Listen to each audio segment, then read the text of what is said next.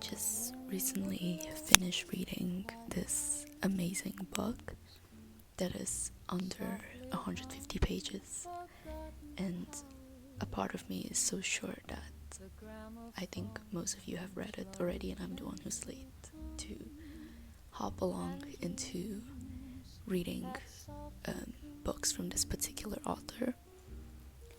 But I am really wanted to read one of his infamous work, Anna Karenina, and I was trying to find a kind of like an early introduction or a kind of like an early introduction, and perhaps like just familiarize myself with his writing and the way and what themes is he often exploring. And the book that I'm talking about is Family Happiness by Leo Tolstoy. This is written in 1849, I believe so. And this is, honestly, it shocked me by how I was so impressed with this book. And it's interesting as well because even Penguin Archive described this book as a desperately sad novella. But after I finished reading this, what I feel instead, it's like, well, there is that kind of melancholic sadness, but also sort of like, kind of like a realization that it feels sort of almost calm. And it's really weird because I don't think it's a sad book. I think it feels sort of hopeful even.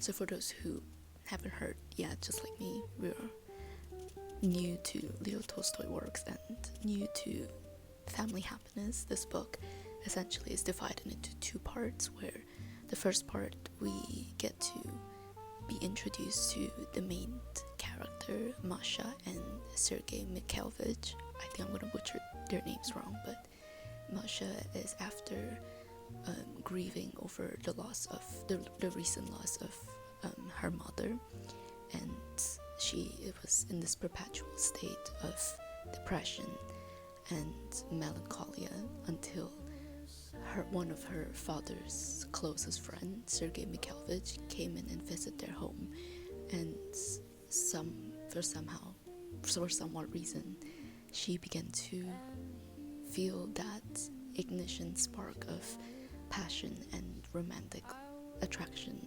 towards Sergei Mikhailevich. And part one is just showing that first blissful state of honeymoon when a couple just get together, and in part two is we start to follow the unraveling of their marriage, where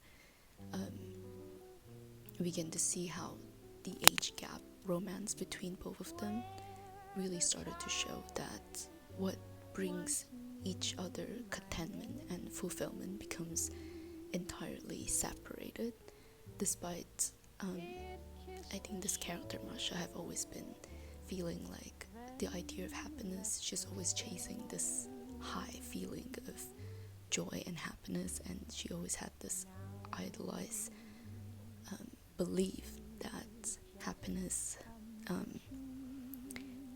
can only comes when you share it with another. But then as the book progresses, she began to realize that genuine happiness is about accepting that happiness cannot really be dependent on others, especially if she realizes that it's a very different kind of love that she first experienced with her husband at the beginning. And I love how Leo Tolstoy sort of described the transition from romantic idealism into the acceptance of more of the realities of mundane life. And I think it's so beautiful because the way he wrote things, it really feels like I'm being transported immediately into the story, as if I was the characters as well and I was with them. The way he described the change of weather to how the high society looks like during 19th century Russia in St. Petersburg, it's just so beautiful, and and so immersive, and I really appreciate that. I think because the last Russian author that I read, which is Mikhail Bulgakov, The Master and Margarita, it was a bit difficult for me to follow, but in Leo Tolstoy it was just like it was surprisingly so easy for me to get into his work.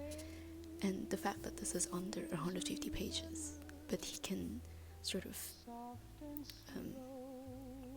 encompass all of these themes of also about needing external validation, that despite being in contrast with personal fulfillment, to that idealism of what love is and happiness, to the sort of acceptance for a different kind of love to evolve as time passes by. I just love how he's able to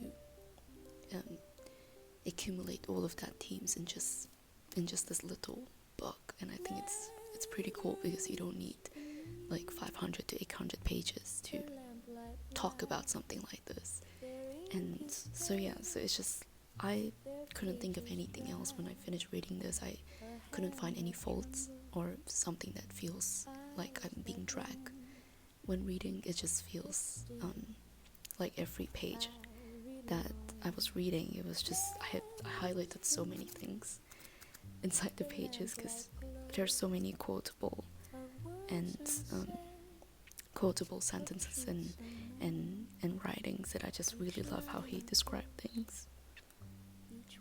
And it's also I think it's also very intimate in a way, how he's able to write something that feels like you're being not only transported into the surroundings of the character, but the much more intimate observation of the characters and their thoughts and inner feelings. And I think it's in a way it's kind of similar to Claire's Lispector as well, like that stream of consciousness, but it doesn't feel like it's meandering. Like there's this kind of grounded space in the way that he wrote that makes you still be able to feel what the characters feel, but not feeling so overwhelmed by it. And I think in the end it's also really amazing how this book, I could relate to it so deeply, and it still feels so relevant, even it's being written like decades ago, which I think is, yeah. And I think I've just really enjoyed books like this, and it got me even more excited to read Anna Karenina. So yeah, I think I just wanted to drop in here and just talk about my thoughts about this book because I really loved it. And I don't know, I've just been watching a lot of people doing this long format content where they just sit down and give their thoughts about a book that they're reading or a movie they're watching, and I kind of wanted to do more of this sort of thing. So yeah, I hope that you enjoy watching, and perhaps maybe I'll film more like this maybe in the near future.